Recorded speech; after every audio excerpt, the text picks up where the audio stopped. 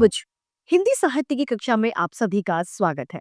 हिंदी साहित्य की कक्षा 4 का अध्याय पंडित राम प्रसाद बिस्मिल को आज हम पढ़ने जा रहे हैं। हिंदी साहित्य हमें सिर्फ बोली या भाषा नहीं सिखाती, उसके साथ साथ जीवन जीने की कला, उसके महत्व और उसके मूल्यों से भी हमें अवगत कराती है। तो आइए इस अध्याय को बिना किसी देरी प्रारंभ करते हैं। ये है हमारा अध्याय 4, पंडित राम प्रसाद बिस्मिल। पाठ परिचय से हमें पता चलता है कि स्वतंत्रता संग्राम में देश के वीरों ने किस प्रकार अपने प्राणों का बलिदान यानी आहुति देकर इस भूमि को गौरवान्वित किया है। इस पाठ में यही बताया गया है। आइए पढ़ते। पंडित राम प्रसाद बिस्मिल उन महान क्रांतिकारियों में से थे जिन्होंने देश के स्वतंत्रता संग्राम यानी देश की स्वतंत्रता दिलाने का जो संग्राम हुआ, जो लड़ाई हुई, उसमें महत्वपूर्ण भूमिका निभाई थी। उनका जन्म उत्तर प्रदेश के शाहजहांपुर में हुआ था। उनके पिताजी का नाम पंडित मुरलीधर तिवारी था, जो कचहरी में स्टाम्प बेचकर अपना गुजारा किया करते थे, यानी उनकी जीविका का सहारा स्टाम्प बेचकर वो आय अर्जित करते थे। बिस्मिल जी का बचपन बहुत निर्धनता यानी बहुत गरीबी में बीता था। बचपन में वे तरह तरह के प्रयोग किया करते थे। इन प्रयोगों के कारण कई बार उनके पिताजी ने उनकी पिटाई भी की थी। बड़े होने के बड़े होने पर वे आर्य समाज के संपर्क में आ गए, जिससे उनके जीवन में क्रांति आ गई यानी बदलाव आ गया।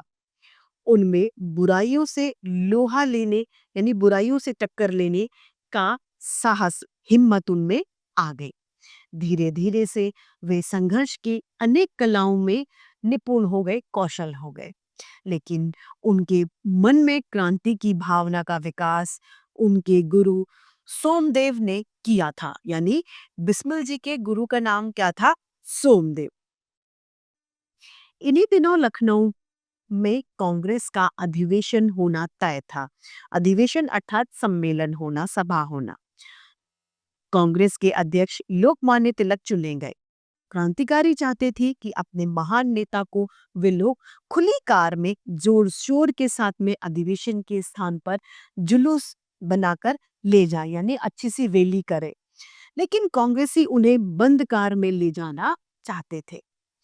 जब कांग्रेसी तिलक जी को बंद कार में ले जाने लगे तो बिस्मिल जी ने उनकी कार के आगे लेट गए और उन्होंने कहा कि यह बंद कार मेरे ऊपर से होकर ही जा सकती है।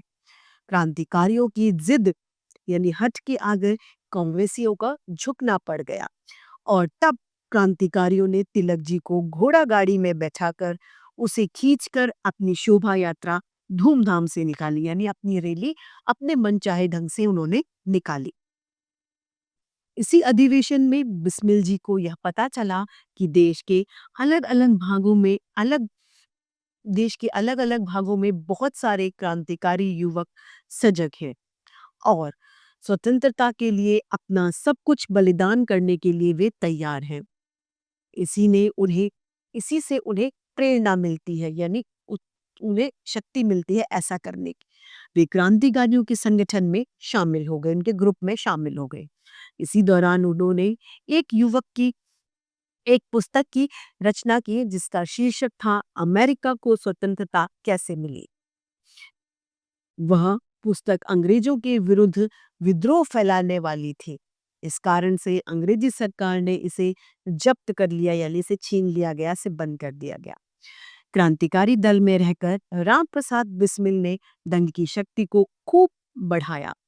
एक बार किसी षड्यंत्र के अपराध ने अंग्रेजी सरकार ने उनके खिलाफ वारंट दस्तावेज जारी कर दिए।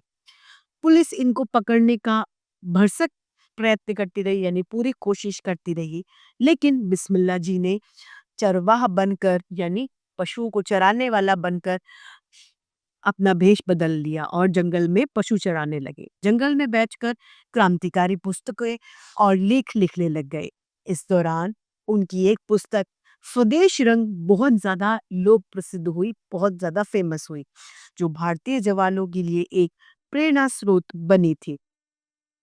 क्रांतिकारियों के पास मेहनत, ईमानदारी, लगन और साहस की कोई भी कमी नहीं थी, पर उनके पास धन का सर्वथा अभाव था, यानी उनके पास हमेशा किसकी कमी होती थी? धन की, पैसों की। धन की कमी पूरी करने के लिए उन्होंने अंग्रेजी सरकार के खजाने को लूटने की योजना बनाई। इतिहास में यह योजना काकोरी कांड के नाम से जानी जाती है। किस नाम से? काकोरी कांड। सरकारी खजाना सहारनपुर लखनऊ पैसेंजर ट्रेन से जा रहा था, जिसे काकोरी नामक, काकोरी एक स्टेशन का नाम है, रेलवे स्टेशन, काकोरी नामक रेलवे स्टेशन पर लूटना था। योजना के अनुसार 9 अगस्त 1925 को यह धन लूटकर स्वाधीनता संग्राम में लगा दिया गया। लेकिन थोड़े ही समय के बाद में षड्यंत्र का भेद खुल गया और अंग्रेजी सरकार को इस योजना में जो लिप्त क्रांतिकारी थे, ये जो इस योजना में शामिल थे, उन्हें ढूंढने में वो लग गए। चंद्रशेखर आजाद को छोड़कर सभी क्रांतिकारी पकड़े गए।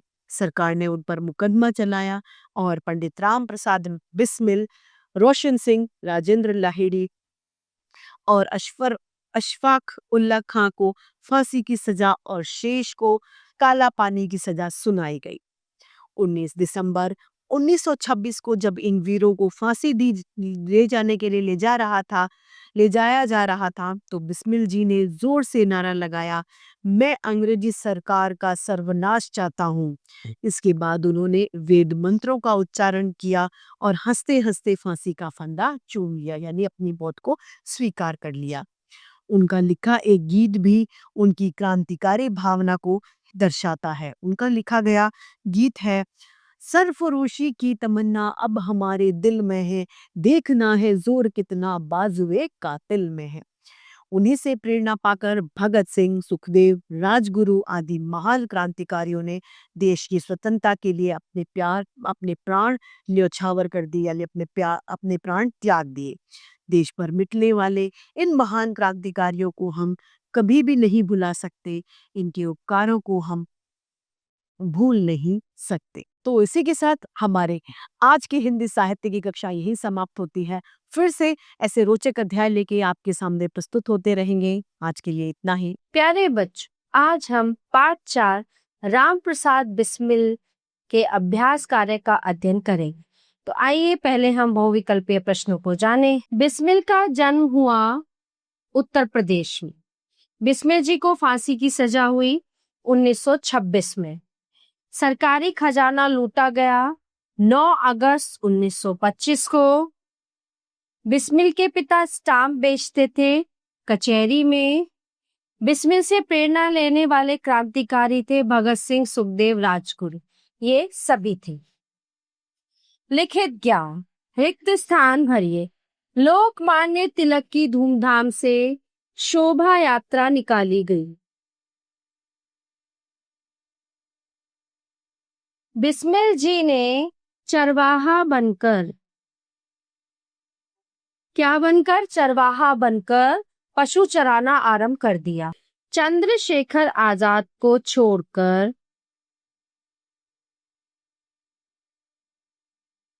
सभी क्रांतिकारी पकड़े गए।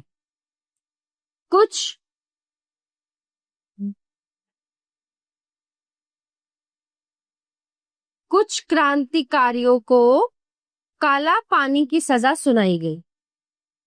हम क्रांतिकारियों के बलिदान को, उपकारों को भूल नहीं सकते। उनके उपकार भी हैं और उनके बलिदान भी हैं। सही कथन के सामने सही तथा गलत के सामने गलत का चिन्ह लगाइए। बिस्मिल जी का बचपन अत्यंत निर्धनता से बीता। जी हाँ। कांग्रेसी बिस्मिल जी को बंदकारने ले गए? नहीं। बिस्मिल जी घर पर बैठकर क्रांतिकारी पुस्तकें लिखने लगे। बिस्मिल अंग्रेजी सरकार का सर्वनाश चाहते थे? सही। निम्नलिखित प्रश्नों के उत्तर दीजिए। पंडित राम प्रसाद के पिता क्या कार्य करते थे? देखिए, इनके पिताजी का नाम पंडित मुरलीधर तिवारी था, जो कचहरी में स्टाम्प बेचकर गुजारा करते थे। प्रश्न 2, पंडित राम प्रसाद बिस्मिल कौन थे? पंडित राम प्रसाद बिस्मिल उन महान क्रांतिकारियों में से थे जिन्होंने देश के स्वतंत्रता संग्राम में महत्वपूर्ण भूमिका निभाई थी?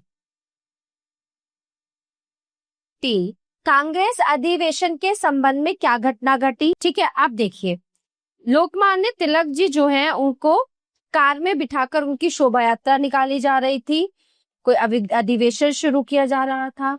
तो इसी अधिवेशन में बिस्मिल जी को ये पता चला कि देश के अलग अलग भागों में अनेक क्रांतिकारी युवक सजग हैं और स्वतंत्रता के लिए अपना सब कुछ बलिदान करने को तैयार हैं। इसी से उन्हें प्रेरणा मिली और वे क्रांतिकारियों के संगठन में शामिल हो गए। और इसी दौरान उन्होंने एक पुस्तक की रचना की जिसका शीर्षक अमेरिका को स्वतंत्रता कैसे मिली थी। ठीक है, ये घटना घटी। क्रांतिकारियों ने लोकमान्य तिलक की शोभा यात्रा किस प्रकार निकाली? जब कांग्रेसी तिलक जी को बंद कार में ले जाने लगे तो बिस्मिल जी उनकी कार के आगे लेट गए और बोले, ये बंद कार मेरे ऊपर से होकर ही जा सकती है। क्रांतिकारियों की हट के आगे कांग्रेसी झुक गए और तब क्रांतिकारियों ने तिलक जी को घोड़ा गाड़ी में बैठाकर उसे खींचकर उनकी शोभा यात्रा धूमधाम से निकाली। प्रश्न, लखनऊ अधिवेशन में बिस्मिल जी को क्या पता चला? देखिए, सरकारी खजाना सहारनपुर लखनऊ पैसेंजर ट्रेन से जा रहा था जिसे काकोरी नामक स्टेशन पर लूटना था। योजना के अनुसार 9 अगस्त 1925 को धन लूटकर स्वाधीनता संग्राम में लगा दिया गया, लेकिन कुछ समय बाद इस षड्यंत्र का भेद खुल गया और अंग्रेजी सरकार इस योजना में लिप्त क्रांतिकारियों को ढूंढने में लग गई। तो प्यारे बच्चों, ये अभ्यास कार्य यहीं पर समाप्त होता है। मिलते हैं अगली कक्षा में। धन्यवाद।